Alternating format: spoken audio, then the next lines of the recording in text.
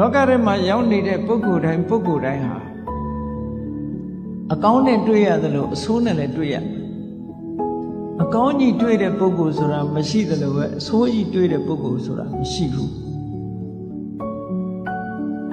အလုံးကြားဘူးကြတဲ့အတိုင်းလောကရန်ဆိုတာမြောက်များစွာရှိနိုင်တော့လဲဒီနေရာမှာအဓိကလောကရန်၈မျိုးကိုပြောမယ်ဆိုရင်လာဘနဲ့အလာဘ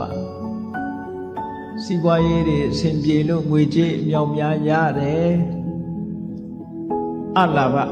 စီးပွားရေးအဆင်မပြေဘူးဝင်ငွေတွေမရဘူးဒီကနေ့တစ်ကမ္ဘာလုံးဟာအလာဘဆိုတာနဲ့သွားကြုံတယ်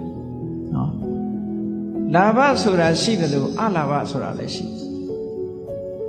ဘလောက်ချမ်းသာတဲ့နိုင်ငံဘလောက်ချမ်းသာတဲ့ပုဂ္ဂိုလ်ပဲဖြစ်ဖြစ်အစင်မပြေလို့မရတဲ့အခါရှိအစင်ပြေနေလို့ရတဲ့အခါလည်းရှိအဲ့ဒါဟာလောကရဲ့သဘာဝပဲလူတွေရဲ့စိတ်ဓာတ်ဟာလောကရဲ့သဘာဝနဲ့ကြုံတွေ့ပြီဆိုလို့ရှိရင်ရိမ့်ရိုင်ပြီးတော့သွားတတ်တယ်အဲ့ဒါမကြန့်ခိုင်လို့ရိမ့်ရိုင်လာလောကရန်ကိုဥပမာပေးတယ်မုန်တိုင်းနဲ့ဥပမာပေးတယ်ဒါမို့လောကရန်မုန်တိုင်းလို့ပြောကြတယ်စဉ်းစားကြည့်လေတနာရီပိုင်း90ပိုင်း60ပိုင်း120တိုက်တဲ့မုန်တိုင်းတွေဖြစ်ပေါ်လာတယ်